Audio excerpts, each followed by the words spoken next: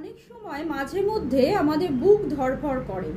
সেরকম কোনো কন্ডিশন নাও থাকতে পারে বা ভয়ঙ্কর কিছু নাও ঘটতে পারে এই বুক ধড়ফড় করার পেছনে, কিন্তু অনেক সময় দেখা যায় এই বুক ধড়ফড়টা কিন্তু সিরিয়াসলি নিতে হয় বা তার মধ্যে কোনো সিরিয়াস আন্ডারলাইং কজ থেকে যায়। কোন বুক ধড়ফড়টাকে আমরা আনকমন এবং পিকিউলিয়ার বলবো?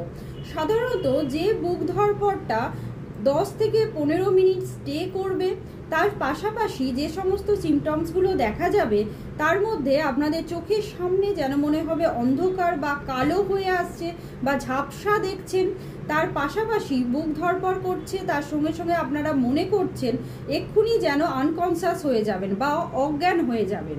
সেক্ষেত্রে কিন্তু বুক ধড়ফড় করাটা একদমই আপনারা নেগলেক্ট করবেন না। অবশ্যই এই ক্ষেত্রে আপনাদের ডক্টরের পরামর্শ নেওয়া উচিত।